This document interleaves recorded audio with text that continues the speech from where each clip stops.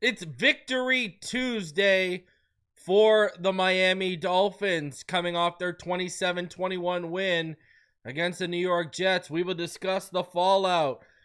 Tyreek, his surgery, it has been completed. We'll have the latest on Tyreek's surgery and the injury itself. Plus, the Miami Dolphins signed a familiar face at wide receiver to help fill the void that is left in Tyreek Hill's absence. We'll discuss that.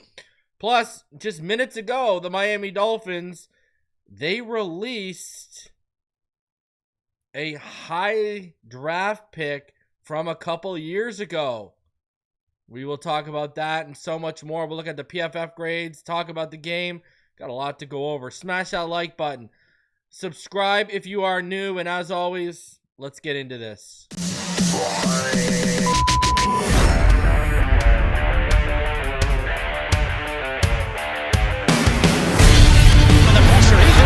Loses the football. Touchdown! Got it! You have got to be kidding me. Jalen Waddle has a Dolphin touchdown. And he will score! Field down the near side, man open, touchdown!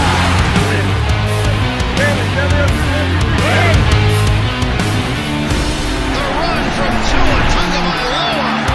Touchdown! He's going deep. It's going to be a touchdown again.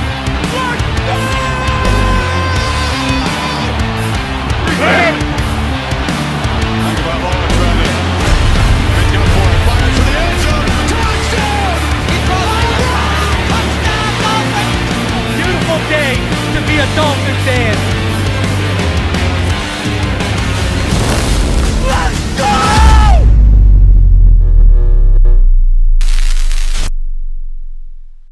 What is good, Fin Nation? What's good? It's your boy Reason, and we are back here for another one.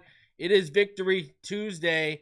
I hope all of y'all are having a fantastic day. Hey, what a way to start your week, huh? With a Dolphins win. Feels good to finally be able to say that, eh? Reason was wrong. The Jets didn't win. Thank the Lord, okay? Thank the Lord I was wrong. 2 Hail Marys. Ronald comes through and he says, wow, first victory show. Yeah, it took almost a month into the season, but here we are. First victory show of the year. No therapy Tuesday. We got Victory Tuesday. Shout out to each and every one of you coming through. I got a couple things I do want to talk about before we get into strictly Dolphins news. First thing, shout out to my wife, Miss Reason, because she's super happy that I told her I won't shave this until we win. And now I got an appointment this week to get it all trimmed off, and she is an excited and happy camper because she will no longer be married to a Viking. So shout out to her. Now let's get into a few things. Number one, it seems that the Cleveland Browns are taking a page out of the New York Giants book. It seems like Joe Flacco will be hitting the pine, and Dillion Gabriel will be starting this week for the Cleveland Browns. Sticking with quarterback news, this is our luck, huh? This is the Miami Dolphin luck that we always famously talk about. Lamar Jackson, with his hamstring injury, is unlikely to play this week, and he could miss 2 to 3 weeks. Now, if Lamar Jackson misses 3 weeks, guess when he comes back? Yes, he would be coming back for the Thursday, October 30th game in prime time against the Miami Dolphins. Oh my God, we can't catch a break. Oh, it's hilarious. Even when we win, it keeps going. It keeps going. So Lamar Jackson, he's expected to miss 2 to 3 weeks with a hamstring, but don't worry. He'll be fresh and ready to go for the Miami Dolphins, all right, in just a couple of weeks. And, of course, it's going to be in prime time. Why wouldn't it be? Oh, my God. Stop with the primetime games already. Holy jeez. I mean, we talked about it yesterday a little bit. But if you count Black Friday as primetime, I want you to sit back and think about this for a second. Tua, how many concussions has he had in primetime? And I'm not even trying to be funny. I'm being actually serious. I know the Bengals game was in primetime. All right? You know what I mean? So that's number one. Tyreek Hill, potential devastating injury. I was going to say career, but we'll talk about that later on, why it's probably not career threatening. Connor Williams, Monday Night Football against the Titans, the famous game we blew under Fangio. Career threatening injury, basically ended his career. He tried to play through it and couldn't. It was done. It was over with. All right? Isaiah Wynn against Philadelphia in prime time. Injury. Never plays another snap for the Dolphins again because he has a setback in rehab. Never plays another snap. He's still a free agent. Isaiah Wynn hasn't been signed since that injury. Think about that for a second. You want to count prime time. MetLife. Sorry, you want to count Black Friday as prime time. Jalen Phillips. Javon Holland. I mean, these are just like second and third stringers. These are like legitimate starters that the Miami Dolphins have leaned on at one point or another. I know they might not all be Pro Bowl caliber players, but in Dolphin land, they're as close. Some of these guys are as close to Pro Bowl as we have. And I mean, not only are we 4-10 in the regular season primetime, 4-11 if you count the Kansas City wildcard game, but man, the injuries and who the injuries are to are almost just as bad as the record in primetime. I mean, you know, like, when I got into this community in 2019, a lot of Dolphin fans, you know, were convinced there was a conspiracy that the media was against us. Since then, you know, when I first started, I was like, you guys are crazy. Since then, I've definitely fallen back on my stance and admitted to a lot of you that you got a point. You know, I see the way the media moves. A lot of it's based out of New York. You know, hey, yeah, there's clearly a bias against us. I've conceded to you guys on that. I am about ready to concede to everyone who believes in the Tequesta curse. I'm ready. I am like literally ready to concede to all of y'all who say we're cursed. You win. I lose. Okay, on that one. I mean, we just can't catch a break. It's unreal. And like, think about this. Look at how healthy Tyreek Hill was his whole career in Kansas City. He comes here. Look at how banged up he was last season. Puts his career lowest numbers because he's all banged up. And then this year, look at what happens to him.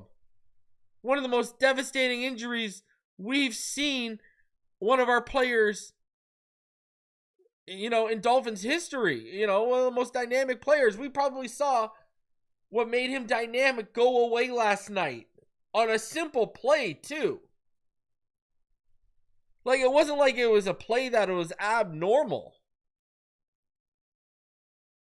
Oh, it's just tough stuff to watch, I tell you. Tough stuff, man. Listen, I'm a content creator, so I'm a little bit of an analyst now, a fanalist, if you want to say.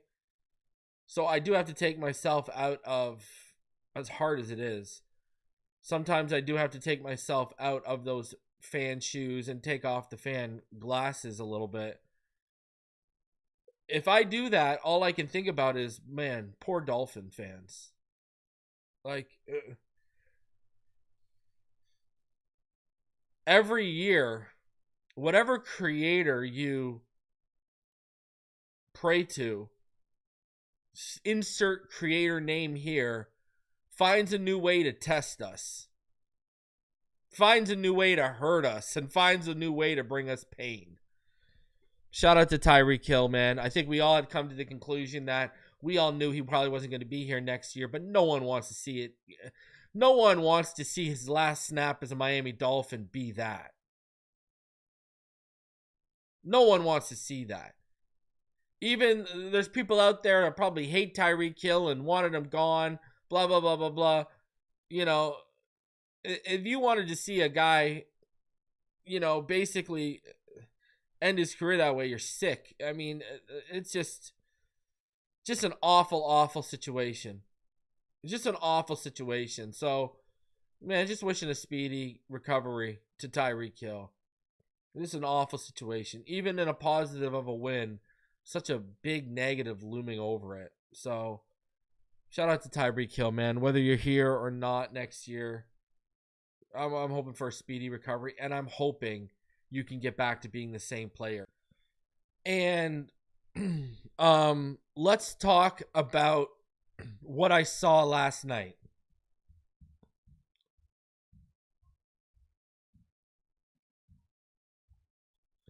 So these are my takeaways or observations from what we saw last night. Aside from not handing the ball off to Achane from 105 remaining in the first quarter up until the first Dolphins offensive play of the second half, I thought for the second week in a row, Mike McDaniel did a decent job calling the game and, you know, with his game plan.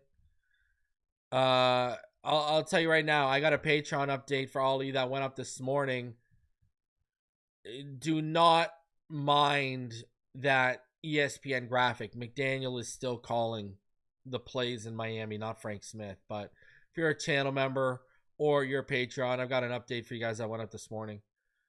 I thought Tua was solid. You know, deep ball to Waddle on that wheel route and the throw on Waller's first touchdown in the back of the end zone were money.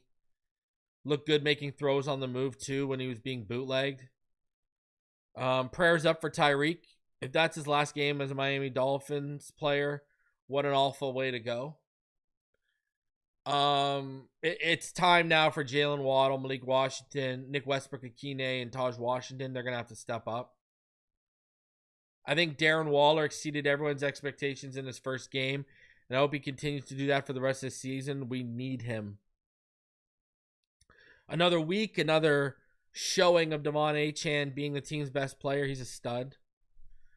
Jonah Savaianaya had a few rough reps in the first half, but looked to settle in. I do have to review the All-22. I haven't had a chance to go over it. I will tonight. Cole Strange may be the answer at right guard. He had a few rough reps, but until Daniels returns, they may quietly have found a competent backup offensive guard that they can continue to develop here. I thought Patrick Paul, besides the holding penalty, he continues to be really good, and he gives off the impression that the Dolphins have found a franchise left tackle. I know they forced a few turnovers, but there's no way that Anthony Weaver feels great about his defense right now, especially against the run. And you got Omarion Hampton, Quinshon Judkins, Bijan Robinson, Derrick Henry, and James Cook over the next 6 games. Anthony Weaver better figure this out quickly. Nice to see Zach Sealer wake up a little bit. Kenneth Grant, he had a few pressures, but besides that, didn't make his few usual stops in run defense. I'm still flabbergasted that Chop Robinson had an uncontested path to the quarterback and he didn't get the sack. Like, that still doesn't sit right with me. Like, what are we doing? What are we really doing here? You know what I mean? Like, I'm shocked. You know, Chop has not got off to a good start. Then again, the whole front seven has been pretty awful. So, but, man, you got to finish that off. I think this, overall, you're still very underwhelmed by this edge group. They can get pressure, but they just can't get home right now. Dotson probably played his best game of the season so far. Brooks played his best game too. He had 18 total tackles, covering every blade of grass. I think Rasul Douglas continues to be the Dolphins' best cornerback, one of their best offseason signings. That said, Jack Jones is right there in the discussion with him too. He probably played his best game as a Dolphin, I thought, last night. You know, Jack Jones, he's getting better and better. You know, what's funny is we were all worried about the back end of the Dolphins' defense, and we're all pretty locked in on the front seven of the Dolphins defense, and it's been the exact opposite. The front seven has let us down, while the back end has held it down a little bit. Also nice to see Dante Trader Jr. get rewarded with a fumble recovery on special teams. End of the day, Miami Dolphins, they took care of business against a bad team that they should have taken care of business against. You know, the Jets are not a good team. Now, had they also handled their business late in the games against the Patriots and the Bills, we could be sitting here discussing a 3-1 team right now. Instead, Dolphins have a chance to get back to 2-3 against the Carolina Panthers that they should take care of. But nothing's coming easy this season with the Dolphins. And if you take care of your business, you got a chance to get back to 500 against the Chargers. Tua has a winning record against the Chargers. You beat them the last time you played, although Tyreek was instrumental in that game. So, yeah, you know, I don't think we're going to win the coaching battle. I don't expect Harbaugh to be outcoached by Mike McDaniel. So the talent on the field is going to have to find a way to win. And really, this is your chance, McDaniel. Here is your chance right now to show everyone you are a good coach. Tyreek Hill is out. You got Darren Waller showing he's capable, willing and capable. Can you continue to put good game plans together? Can you spread the ball around and get other people involved? Because you're going to have to change a little bit how you operate. You don't have that vertical speed. You don't have that field stretcher right now. You just have Waddle. So this is your chance to show some creativity. This is your chance, McDaniel, to win back some credibility with the fan base. This is your chance to show you belong as an NFL coach. Will he answer the call? We're going to find out, I think, over the next 6 weeks. The next 6 weeks are going to basically, the way I see it, this team is either going to sink or they're going to learn how to play good football consistently and they're going to swim. But when you look at who they've got, the Panthers, the Chargers, the Browns, the Falcons, the Ravens, and the Bills, and I know people are going to say, hey, that's the Browns. They got Quinshad Judkins, ladies and gentlemen. I stashed him in every fantasy team, drafted him late because I was shocked he would be there because I knew what this kid would be. And the Browns can control the game against us if that kid runs amok all over us. The Chargers have J.K. Dobbins and Amari Hampton. The Falcons have Bijan Robinson and Tyler Algier. The Ravens have Derrick Henry. The Bills, we just saw what James Cook can do against us. These next 6 games, we're going to figure some things out. That's for sure. So that's why I'm not letting a win against the Jets and probably a win this weekend against the Panthers make me hop back on the believe train again. Sorry, I'm not ready to do it. We got some good teams coming up. Oh yeah, J.K. Dobbins on the Broncos. What am I talking about? He was on them last year. What am I talking about? J.K. Dobbins was on them last year. I apologize for that.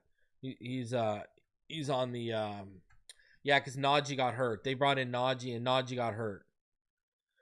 So, yeah, it's basically going to be the Omarion Hampton show, and they got Hassan Hankins. Yeah, J.K. Dobbins was with them last year. He's over there in the Broncos. My bad, I apologize. But still, Omarion Hampton looked like he was holding it on. So, let's see what we got.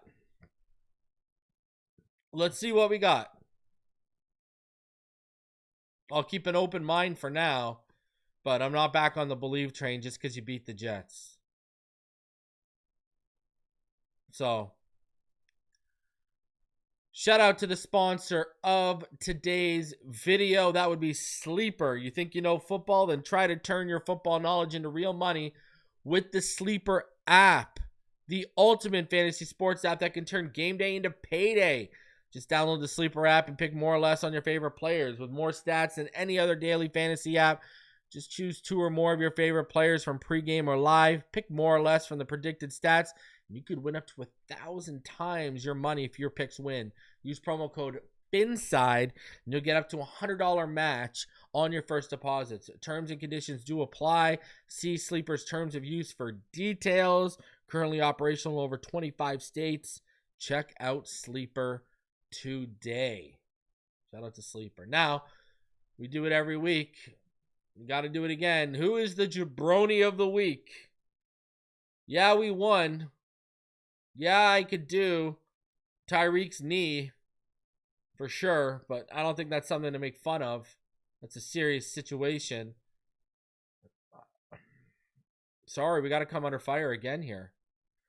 The Jabroni of the week has got to be Miami's run defense. I mean, you could throw in everyone like me who believed in this run defense and what this run defense could be. This run defense might be the worst in the NFL. And here's my problem, ladies and gentlemen. When you face good teams and good running backs like the ones I've named we're going to face over the next 6 weeks,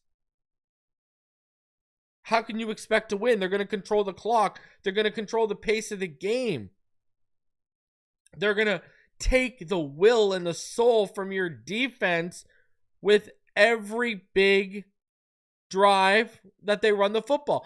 We were getting bullied and pushed around in the first quarter and really the first half by the Jets when they ran the football. I'm sorry. You can't live like that, man. You just can't. And especially, listen, are we a playoff team right now? No. But if you do think you're a playoff team, how do you expect to survive in the cold weather games, on the road late in the season, in the playoffs if you make it, etc., if you cannot stop the run? Because all that's going to do is open up the pass for opponents and make your life that much harder. The fact of the matter is the Miami Dolphins yesterday had the 28th run defense in the NFL heading in to last night's game. All right? The 28th. They were allowing 145 yards a game. They allowed 197 last night. And it's been every game this year. And I'm going to tell you something that's not good enough too with this, and it feeds off of this run defense. This defense is too slow out of the gate. We don't start really settling in until the second half. And you can't have that. You just can't have that. Now, did they force a fumble on a Braylon Allen run with a punch out by Jack Jones? 110%. But let's be real with ourselves here. And yes, it's football. Turnovers happen. But the same way the Tua haters will say, well, take this out, and if that doesn't happen, then this happens. Okay, well, let's play that game with the run defense. If you don't force those 2 fumbles, especially that first one, they're scoring. And it's a long night. Now, it is football. Turnovers happen. So, I'm just, whatever. But I'm just saying that 43-yard scramble from Justin Fields, here's what's troublesome. Here's what's worrisome. Check this out. Under 2 defensive coordinators, think about this. Under 2 defensive coordinators and on 2 different teams with 2 different coaching staffs, Justin Fields has made this defense look silly. This, again, organizational issues. He did the same thing against the Bears, just a little bit more excessively with his legs, that he did with the Jets yesterday.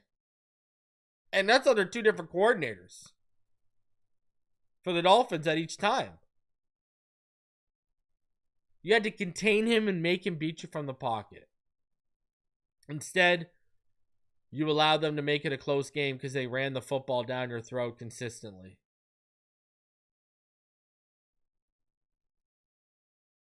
So, there you go.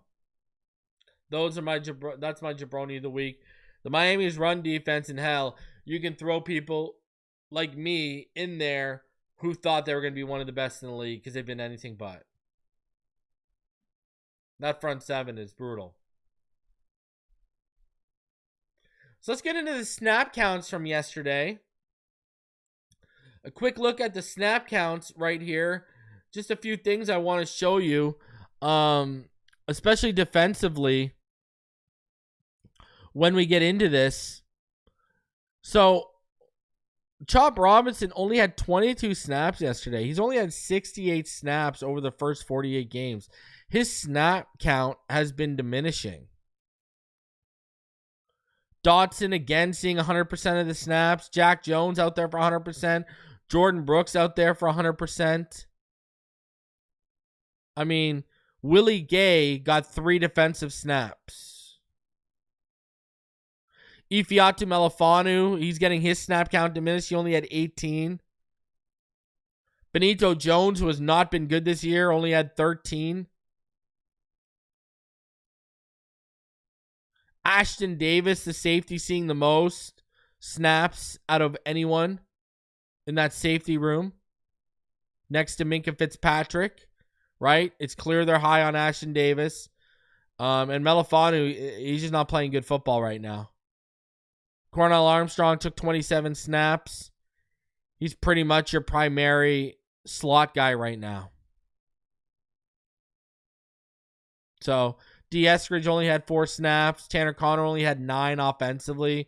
That'll go up. Darren Waller was clearly on a pitch count. He only had 16. That'll probably go up for sure. Julian Hill had 40. That'll go down. That'll go down big time for sure. So, shout out to Jalen Waddle. Ended up seeing 90% of the snaps out there. So, those are your snap counts that I just want to go over. I find it interesting how they're using Chop. Now, let's get into Tyreek Hill. All right, we got a couple things to go over with Tyreek Hill. Number one, in terms of the latest updates with Tyreek Hill, this article from ESPN and Marcel Louis-Jacques. Dolphins wide receiver Tyreek Hill dislocated his left knee during Monday night's 27-21 win over the Jets, was hospitalized overnight while undergoing further tests on the season-ending injury. McDaniel confirmed that Hill also tore multiple ligaments in his knee, including his ACL. Hill was scheduled to have surgery on Tuesday. Now, he did post a video on X shouting everyone out. So, an air cast was placed on Hill's leg as soon as he was injured. Hill remained upbeat, smiling, and waving to the crowd as he was driven away on a cart. So, you know, and Hill actually talked about the fact that apparently, you know, if you read what Teron Armstead had to say, Teron Armstead said that Tyreek Hill was actually smiling and waving like that and clapping like that to try and get through the pain. You know what I mean? So, man, that's a tough injury. Now the latest on it is this. Tyreek Hill's surgery is now complete and went very well according to his doctors, per Drew Rosenhaus, who added another surgery will not be needed. It's about rehab and he will play next season. The realistic goal is the start of the season. This guy's trying to come back for the start of next season already.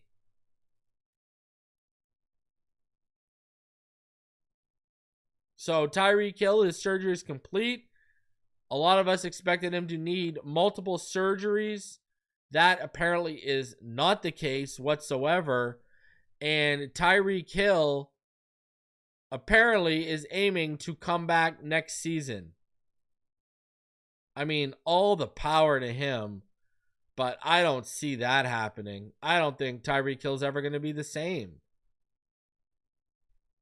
I mean, this is similar to what happened to Tank Dell And Tank Dell is going to have missed, what, 2 years when this is all said and done?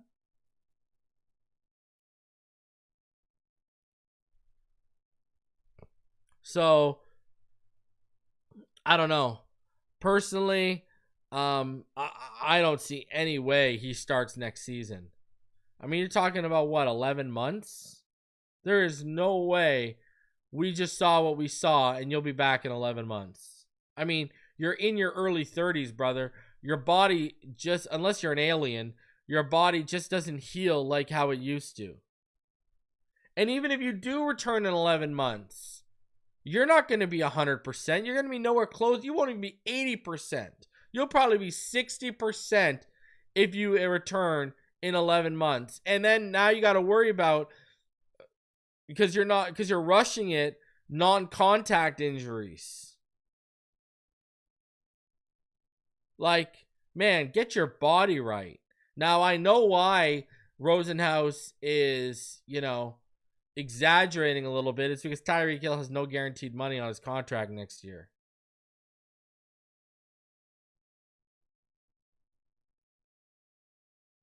So, yeah, I don't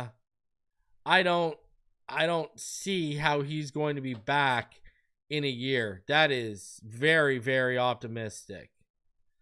That is very optimistic. I don't see how that happens at all. At all. But hey, I mean, like I said, the problem is, no guaranteed money. So, I mean, hey, do what you got to do. I'll tell you this much. The Noah Lyles stuff is pretty much over probably now. Because I don't know if he's ever going to run a 4.2 like that ever again. I think we've seen the end of the 4.2 speed. Really, I honestly think we have.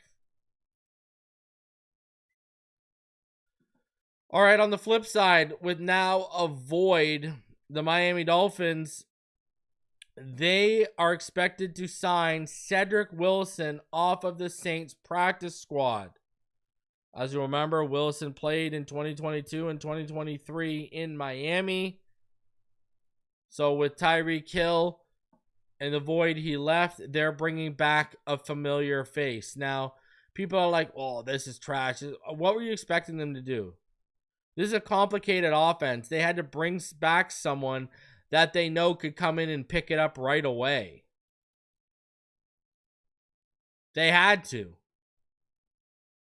I mean, now he played in 15 games last year with the Saints. He had 20 receptions for 211 yards and a touchdown.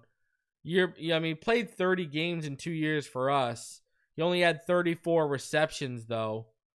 And he had 432 yards and 3 touchdowns with us. And those 3 touchdowns all came in 2023. So they're bringing back a familiar face. Now, me personally, I would be activating Taj Washington. I want to see what Taj has.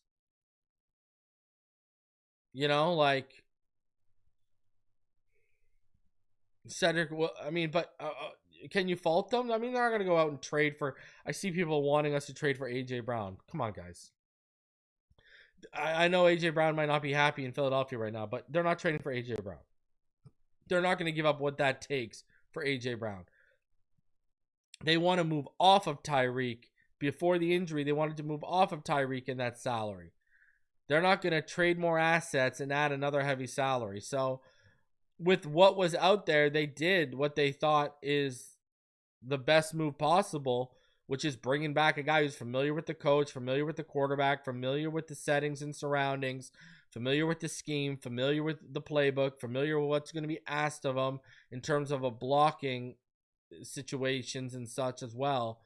So that's why they made that move. So, listen, I still want to see what guys like Taj Washington have. I still would have elevated a guy like Theo Weiss You could have added some size with Theo Weiss to the room.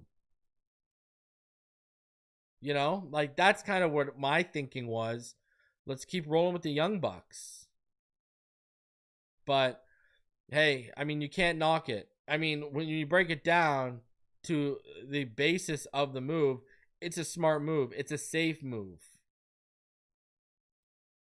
So I'm not going to sit here and knock them for it. Let's just hope, you know, I want to see Taj activated and I want to see what that kid has. Now, the Miami Dolphins were not done making moves today, ladies and gentlemen, by any stretch of the imagination. And I'm actually shocked by this move. All right.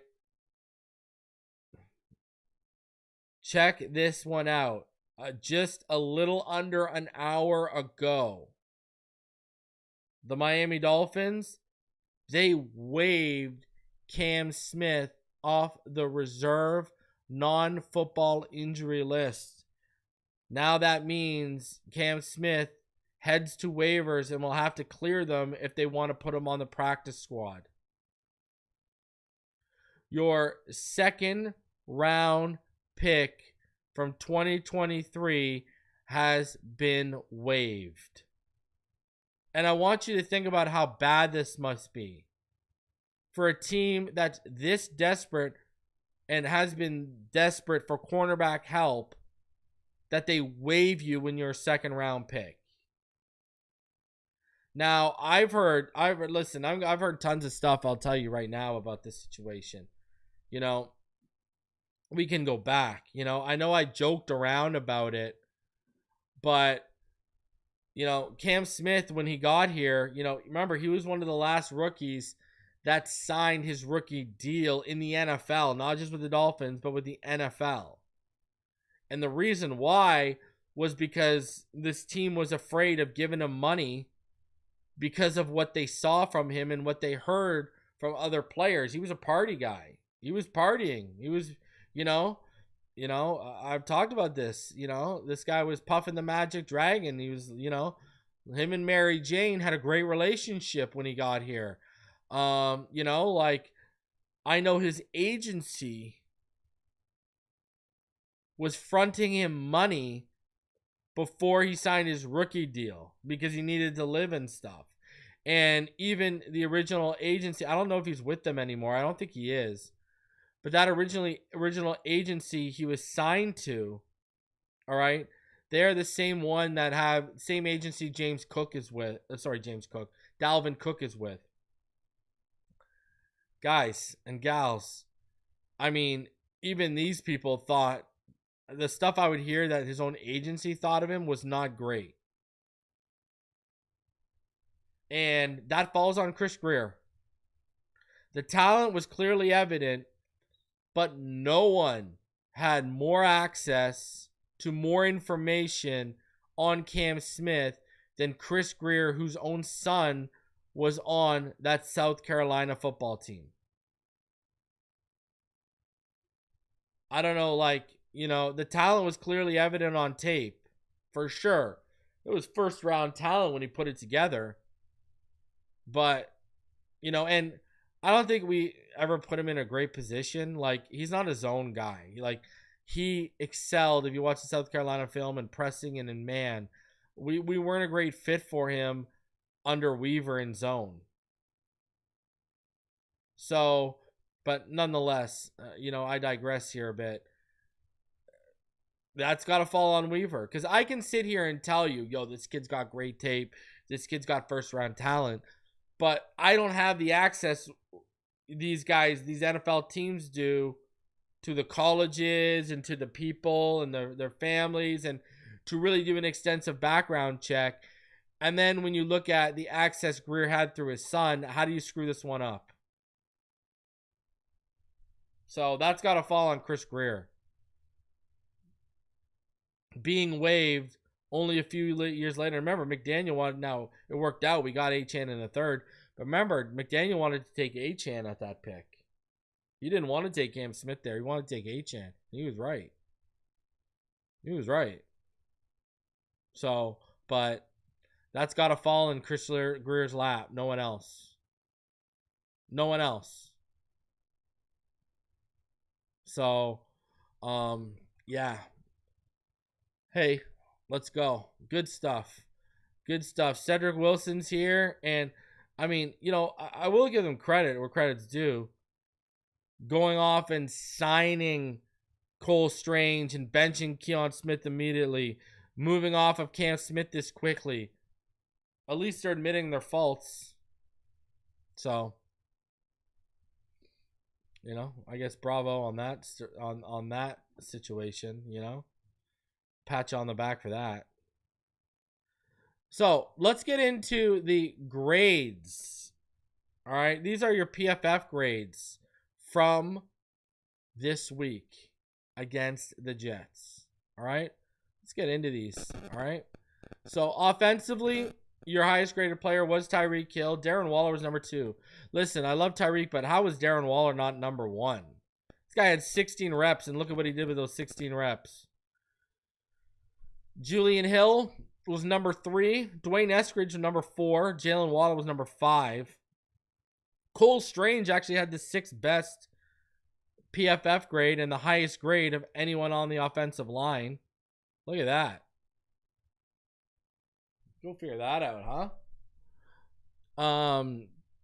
Your worst graded player was Larry Borum, and I would agree he was probably the worst offensive lineman. Alec Ingold, Jonah Savaianaya, Malik Washington, and Patrick Paul. I didn't think Patrick Paul was that bad. Tua Tagovailoa was your 11th graded player.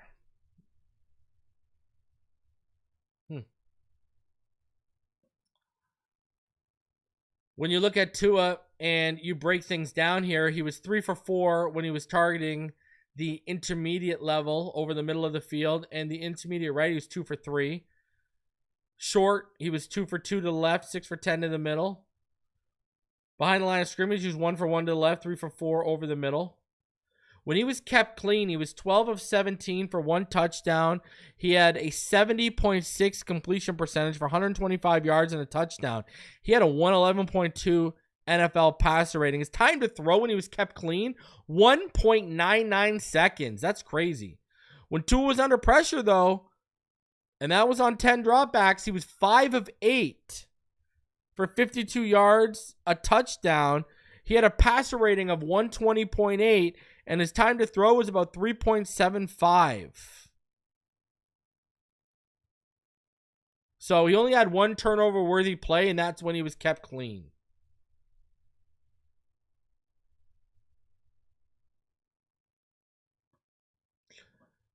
When you get into the blocking, the Miami Dolphins allowed 11 pressures. 4 from Larry Borum, 3 for Savaianaya, 2 for Cole Strange, 1 for Ingold, 1 for Aaron Brewer.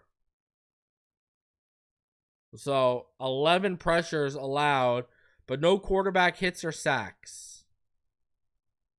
Let's get that pressure down to 6 or 5 with no hits or sacks, and we're really cooking.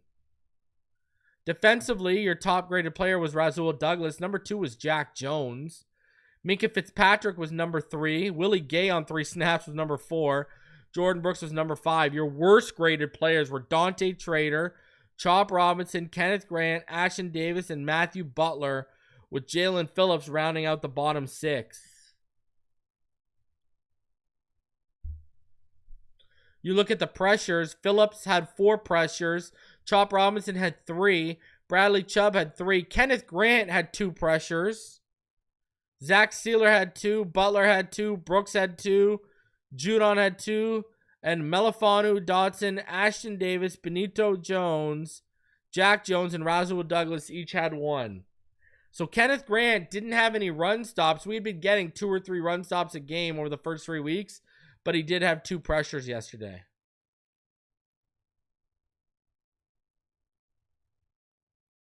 When you look at the coverage matchups, Jordan Brooks, he was targeted 9 times, allowed 7 receptions for 53 yards, 4 first downs, and Mason Taylor had a drop. Tyrell Dodson targeted 6 times, allowed 5 receptions for 72 yards, 4 first downs. and 25 yards after the catch. Rasul Douglas targeted 4 times, allowed 2 receptions for 28 yards, allowed a touchdown to Garrett Wilson, but the coverage was great. He also had a pass breakup on Garrett Wilson and Josh Reynolds. Like, there was nothing he could do in that touchdown. And if you go back and watch the replay, Garrett Wilson's foot might have been out. Minkah Fitzpatrick, he was targeted 3 times, allowed 2 receptions for 16 yards. A first down, he had a pass breakup on Josh Reynolds. Elijah Campbell, he was targeted once, allowed 1 reception for 17 yards and a first. Bradley Chubb, he was targeted once, allowed 1 reception for 11 yards and a first. Chop Robinson, he was targeted once, allowed 1 reception for 8 yards.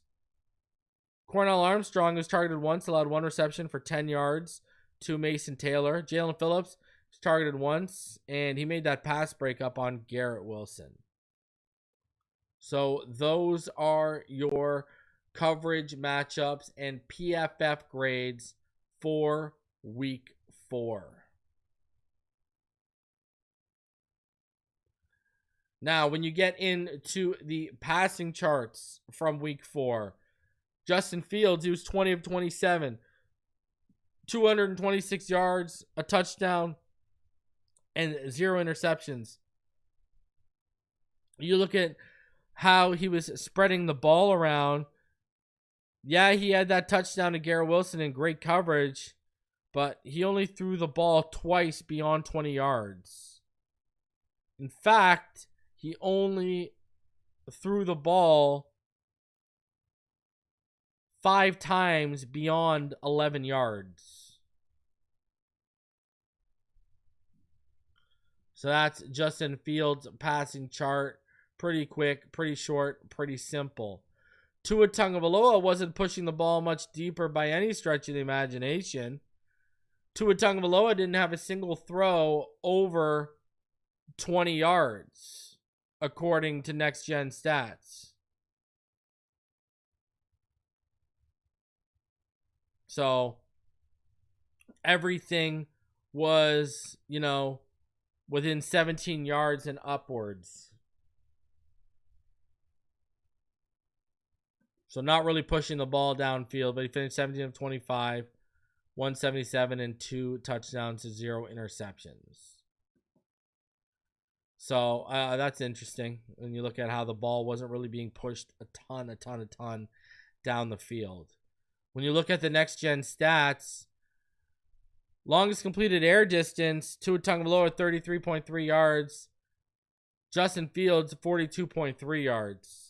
Fastest ball carrier, Justin Fields got up to 20.17. Tyreek Hill got up to 20.6. Tyrell Dodson at the fastest sack at 3.1 seconds. You see right here, here's your passing charts. Tua, they charted 0 attempts beyond 20 yards. And Fields had 1. Tua, though, much more efficient in the intermediate level than Justin Fields was. Rushing, look at Achane finding success off both edges. Gotta love it. Breece Hall finding a lot of success running right at the interior of the New York Jets, of the New York Jets offensive line and the Miami Dolphins defense. You look at average receiver separation, league average about 2.98 yards. Malik Washington was about 3.91. Tyreek Hill was 4.32. Jalen Waddle was 3.72. Darren Waller was only 1.65. And Julian Hill was 4.99. So the guy who was well below the league average, Darren Waller, is the guy who had 2 touchdowns. Because you look at some of those throws Tua made to him. Yeah, they were. Yeah. Jeremy Ruckert, he beat it by 8.51 yards. Alan Lazard, 7.19 yards. Josh Reynolds, 1.23. Garrett Wilson, 3.81. And Mason Taylor, 3.57. Defensive pass rush. The average separation from the quarterback, the league average about 4.57 yards. Jalen Phillips was 3.51. Chubb was 3.54. Kenneth Grant beat the average, 3.99. Zach Sealer was about 5.38 yards. Will McDonald was 4.53. Quinnen Williams, 5.84. Harrison Phillips, 6.81. And Michael Clemens is 6.3. So, I mean, I'm telling you, I know people are worried about Kenneth Grant and Savai Naya. They'll be fine. I'm not really worried. Savai Naya, it just needs coaching will fix what Savai Naya's issues are in his base, right? So it'll be fine.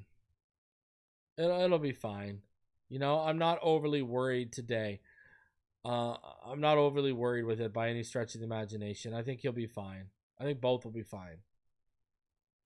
It's crazy about, I tell you though, it's crazy about Cam Smith. Wow. Now, just further on Tyreek Hill, Drew Rosenhaus was on Josh Mosier, a segment with Josh Mosier, and he said, in quote, all of the torn ligaments went back into place. There's no nerve damage. There's no blood flow issues or broken bones, and his knee cartilage is fine. The goal is for him to be ready next season. So there you go. There's another quick update on Tyreek Hill and where he is. All right. And again, the fact of the matter is this: Willie Gay needs to get more reps, and Cam Smith, you're gonna have to answer for that, Chris Greer. Now, the Dolphins, they did try out 3 linebackers today: Amari Burney, Amari Gaynor, and Caleb Johnson. So Johnson, he's been around. He signed with the Bears as an undrafted free agent. He's been with Jacksonville. He's been with the Falcons. So last year he appeared in all 17 games for the Jaguars, and he had actually like 9 tackles. So the Miami Dolphins are working out linebackers right now. I thought we saw some good stuff from KJ Britt and such in the preseason, but nope.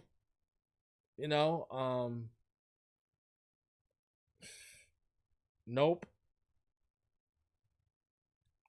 So, and again, with Tyreek out, Malik's gonna have to step up. Taj is gonna have to step up, and you're gonna have to get that snap count up for Darren Waller. And I mean, Chris Greer, look at these guys that haven't worked out. Right? Cam Smith, 2023, second round. Channing Tindall, 2022, round 3. Hunter Long, you took instead of Quinn Miners, round 3, 2021.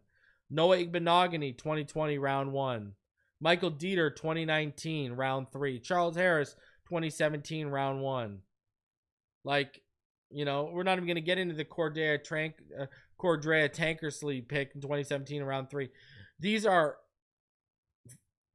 legitimate picks in the first 3 rounds over the last 8 years that are just bombs.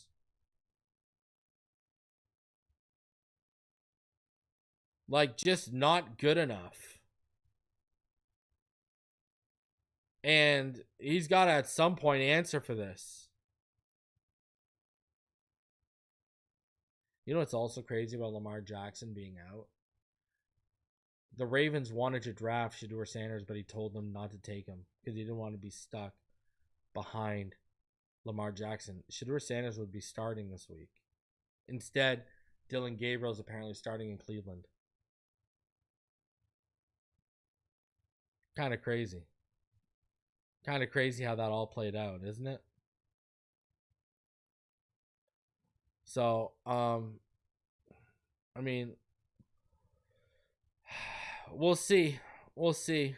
Again, we beat the Jets 27-21. I'm not totally back in. We need the offensive line to be a little bit better. We need the front 7 to be way better defensively.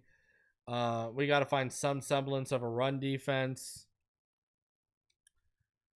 And now we are going to be leaning on Mike McDaniel's coaching ability because he's going to have to adapt and adjust this offense to life without Tyreek and get other players involved. Excuse me if I'm not overly confident that we got to lean on coaching from Mike McDaniel after what I've seen in the first 4 years so far. So, But hey, you got a game you should win this weekend and hopefully build some momentum against the Carolina Panthers. So, I mean, one game at a time right now. One game at a time. All I know is I don't want all of this to be for a 9-8 season. Either win a lot of games or lose a lot of games. I'm tired of the in-between mediocrity. Smash that like button. Subscribe if you are new. I am going to be back tomorrow. Until then, you already know what time it is. Fins up all day, every day. And we'll see each and every one of you on the next one.